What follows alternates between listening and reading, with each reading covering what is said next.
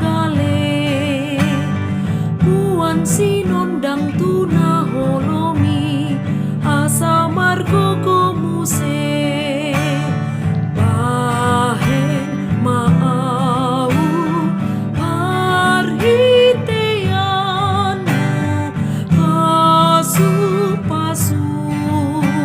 mabaur mai ale Tuhaku patupa maaf bain pasu-pasu tudangan sudi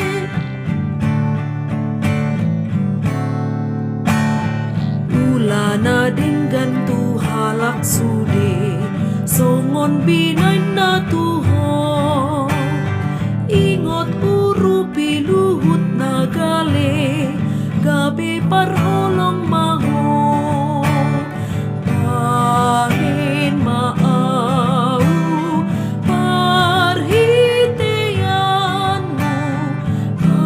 pasu-pasu mabaur mai ale Tuhaku patuka maaf main pasu-pasu tudangan sudi.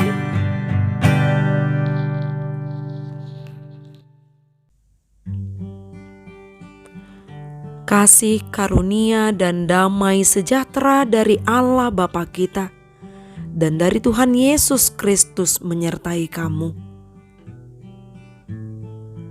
Firman Tuhan pada hari ini tertulis dalam Injil Matius pasal 25 ayat 40.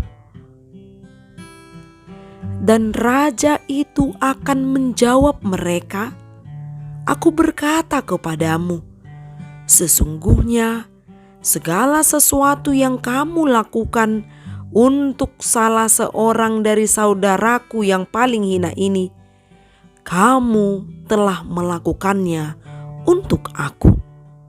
Demikian firman Tuhan.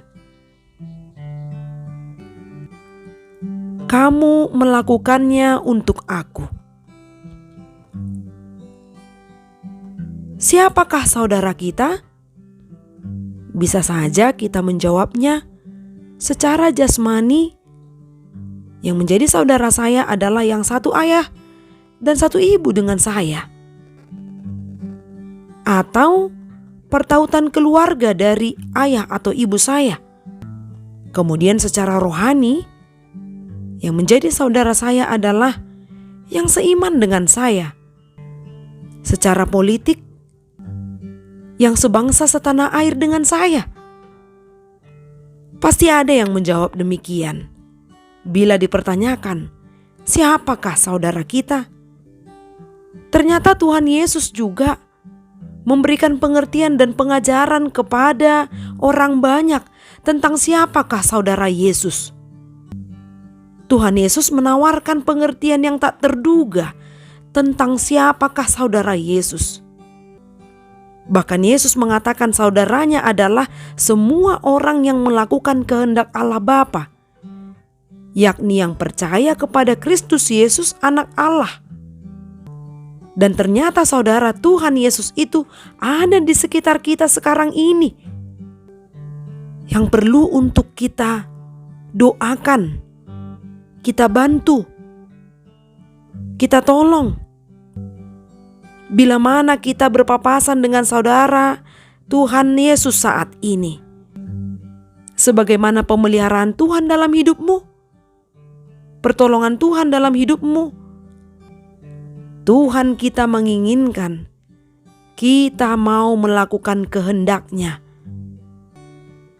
Yesus mengatakan bahwa yang menjadi saudaranya itu adalah dengan menyebut orang miskin, orang sakit, orang asing, dan orang tahanan sebagai saudara Yesus. Orang-orang inilah yang mewakili kaum lemah, yang tidak berdaya, yang tertindas dan terpinggirkan. Mereka semua ini memerlukan uluran pertolongan. Namun sangat disayangkan, justru merekalah yang kerap diperlakukan sebagai sampah masyarakat. Sedangkan orang asing ini dapat mengacu pada mereka yang berbeda etnis, berbeda kepercayaan, mungkin berbeda pilihan politik, atau kelompok minoritas. Dan siapakah tahanan ini? Adalah orang yang ditawan karena kejahatannya sendiri. Namun ada yang menjadi korban ketidakadilan. Sungguh mengejutkan. Orang-orang yang demikian, yang dikatakan Yesus sebagai saudaranya, dan menganggap perlakuan terhadap mereka yang kita lakukan sama seperti perlakuan kita terhadap diri Yesus. Tuhan Yesus mengajak kita untuk bersolidaritas dengan orang-orang yang dianggap hina. Kita yang mampu mendapatkan kehidupan yang layak, dapat makan minum setiap hari dengan bebas, bahkan dengan sepuas-puasnya. Marilah tunjukkan kasih-Mu sebagai bukti bahwa kita telah menerima kasih Kristus. Apa yang kita perbuat untuk mereka, kita telah melakukannya untuk Yesus. Apa yang kita lakukan dalam bentuk kasih menjadi bukti bahwa kita juga mengasihi Kristus.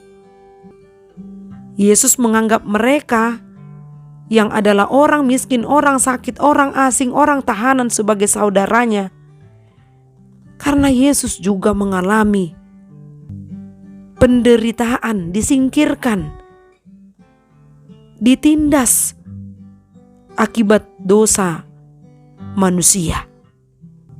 Tolonglah yang patut untuk ditolong, bantulah yang patut untuk dibantu. Lakukanlah segala sesuatunya dari hati yang tulus, membangkitkan semangat, sehingga semangat persaudaraan